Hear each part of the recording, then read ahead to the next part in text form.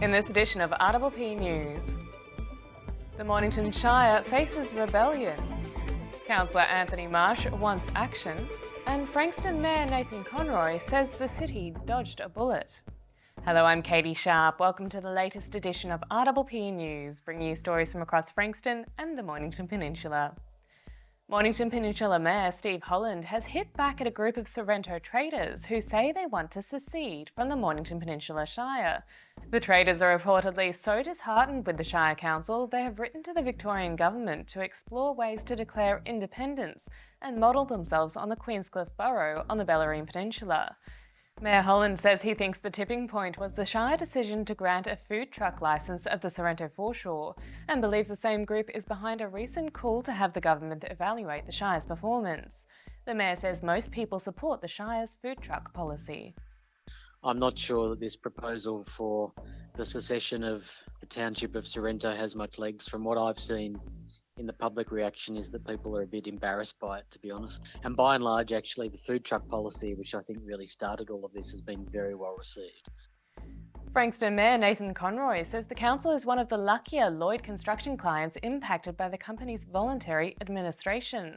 Some 59 projects were affected when the company closed down. However, Mayor Conroy says only 4 were in Frankston. Mayor Conroy says council has been proactive with the matter and good news will soon follow.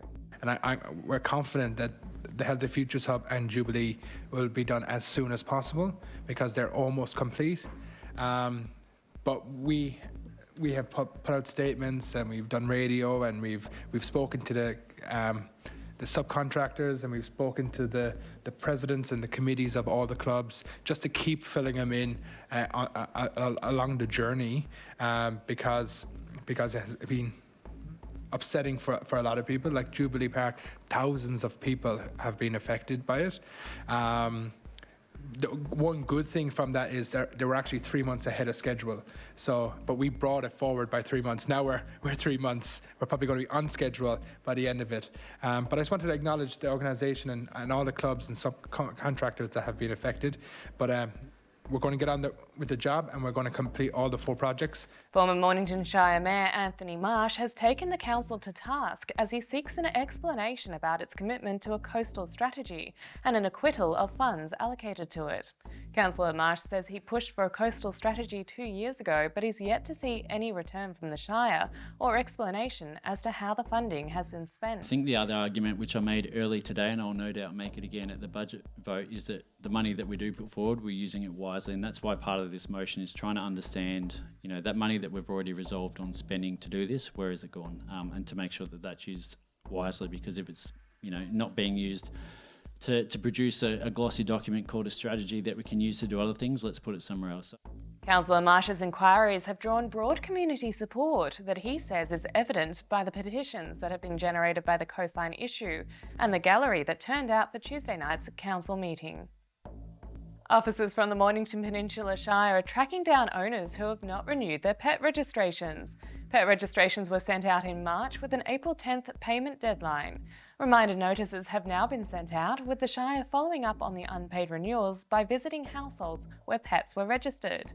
Dog registrations were introduced in 1970 and cats registrations in 1994. Monies raised pays for off-leash dog areas, the animal shelter and safety officers and rangers. The penalty for owning an unregistered dog or cat is $363. The prestigious Archibald Prize returns to the Peninsula this spring. Mornington Peninsula Regional Gallery will welcome the 2023 Archibald with an accompanying display of 57 portraits featuring figures and cultural identities from all walks of Australian life. The display will also feature the 2023 Packing Room Prize, a portrait of comic Cal Wilson. Established in 1921, the Archibald Prize is now rated the country's preeminent art prize. The Archibald Prize 2023 will be on display at the Mornington Peninsula Regional Gallery from September 15th to November the 5th. We now cross to David Robertson with this month's Bendigo Bank Market Update. Another RBA rate hike, this time against market expectations. But is this the last in the sequence from our central bank? Our latest views for domestic and global markets.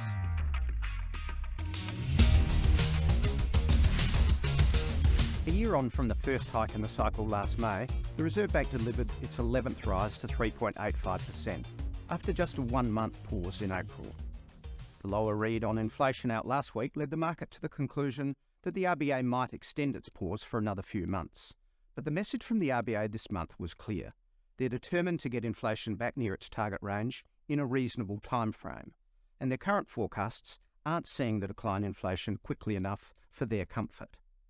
The cash rate is now back to levels not seen for over a decade, and while still not high in absolute terms, it's the pace of rate hikes that is the challenge, being the sharpest increase since the late 80s.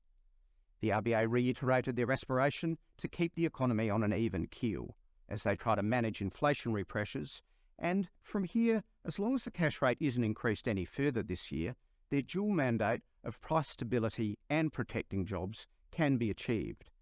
But a cash rate above 4% would make this outcome much less likely, with a sharper rise in unemployment.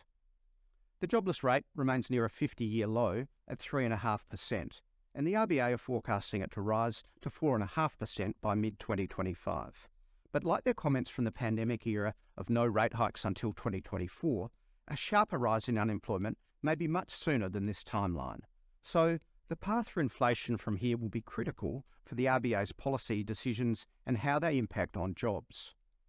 Inflation has clearly peaked, with headline CPI down to 1.4% in the first quarter and core inflation back down to 1.2% for the quarter. So progress, but in the RBA's eyes, not progress enough. From here, the annualised consumer price index should steadily fall to around 3.5% by year-end. But before we can get any relief via rate cuts, we'll need to see core inflation at or below 3%, which may be more than 1 year away. Other central banks are still hiking rates, with the US Federal Reserve set to exceed a 5% Fed funds rate, the UK are already above 4%, and the Reserve Bank of New Zealand is at 5.25%. So these countries are facing hard landings as they tackle inflation. For Australia, the soft landing scenario needs inflation to keep steadily moderating and the RBA to be comfortable with the pace of this decline. The Aussie dollar was also caught off guard by the RBA decision, jumping a full cent on the news. And from here, while we expect the RBA to be on hold for some time, which should add stability, a weaker outlook for the US economy should translate to a mildly higher Aussie dollar later in the year, assuming we avoid a hard landing. And lastly, volatility is building in equity markets, but property markets recovered another 1% in April after the RBA pause a month ago. Housing and rental shortages, together with a surge in population growth, are expected to support residential property prices into next year. But the record peak-to-trough decline of 9% is still likely to extend into the teens. Next week's budget will be eagerly awaited for announcements on increasing the supply of housing, as the primary issue we face today for property is the lack of affordable housing rather than the prices per se. And that's the market update from Bendigo Bank. After the break, we have Bianca with the coming week's weather report.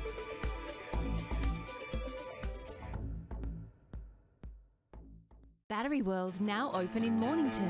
We know batteries. We know our 75 D23Ls from our DIN 65 LHs. And we know which is best for you. We have the range and a spark no one else can match, because we live and breathe batteries. Those beautiful boxes and cylinders that power our lives and our passions. That's why we're the Batteryologists. We're Battery World. Battery World Shop 1, 43 Mornington Tyre Road, Mornington. Established in 1988, Progress Signs has been servicing the local community for 30 years. Located on the Mornington Peninsula, they are the #1 destination for all your signage needs, specialising in a variety of signage from vehicles to shop fronts, occasional and corporate events, short-term, long-term and everything in between. If it's signs you need, be it large or small, Progress Signs is the place to call. Available 24/7 at progress-signs.com.au or call the team on 5975 9188. Thinking signs? Think Progress Signs, a station sponsor. Everyone knows Australia has 4 big banks, but the 5th biggest retail bank is snapping at their heels. It's a bank that's been around for over 160 years, can be found in over 500 locations nationwide, looks after over 1.8 million customers, and is regularly voted one of the most trusted brands out of all the thousands of brands in Australia. Who is this fantastic number 5? Yep, it's Bendigo Bank. The better big bank.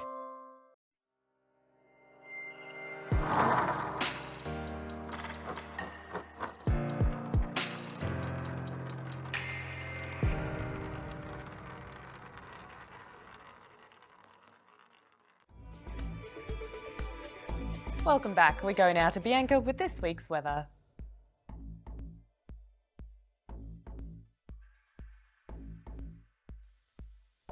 Hello, I'm Bianca and welcome to this week's RPP weather update. Well, that colder weather has certainly arrived. Time to rug up in front of a warm fire with a warm drink. Let's dive in and find out how much colder it will get this week. Today, Sunday, the 7th of May, should bring us a mostly cloudy day with some rainy patches. We should reach a low of 7 and a high of 13. Monday should see a partly cloudy day with periods of rain. We can expect a low of 8 and a top of 15. Tuesday will also be cloudy with the possibility of some showers over the peninsula. We are expecting a top of 17 and a low of 11. Wednesday sees this trend continue with a low of 9 and a high of 17.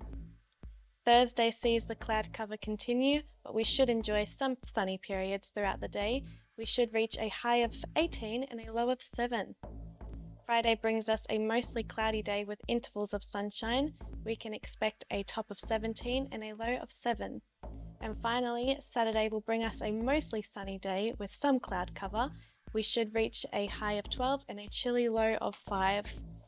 Well, that's all for this week. Try to stay warm and I will see you in the next week with another RPP weather update. Now to our surf guru, Muzz, with the Surf Report. Hi, it's Muzz back with this week's Peninsula Surf Report. Had a really decent week of waves this week. If you like surfing Western Port, it's been pretty much every day, including a couple of bigger days like Monday evening, but the crowd, even for the fact school holidays was over and it was a weekday, it was pretty full on Monday night, but there was some good waves to be had all week. Unfortunately, today and tomorrow are the last two good days in this run of waves because we're going to get a big front coming through and it looks like high following straight after, so it looks pretty much like we'll get about 4 or 5 days of southwest, even southerly winds. So it's going to be pretty cold, pretty wet and pretty ordinary, so there's slight windows of waves in between, so swell's going to sort of fade out Thursday afternoon, Friday and Saturday. Then the front comes through, it will jump up a bit, but it looks like it'll just be wind swell and fairly ordinary. And maybe it might be more west-southwest than southwest, but I wouldn't hedge my bets. So yeah, so the next week doesn't look great, but it is sort of late autumn and anything can happen. So hopefully got in the water and hopefully I'll have a better report next week. So yeah. And that's all from our team here at RPP News, serving the community with stories that matter to you. Keep watching and do tell your friends. Bringing you the news from coast to coast across Frankston and the Mornington Peninsula, I'm Katie Sharp. See you for the next edition.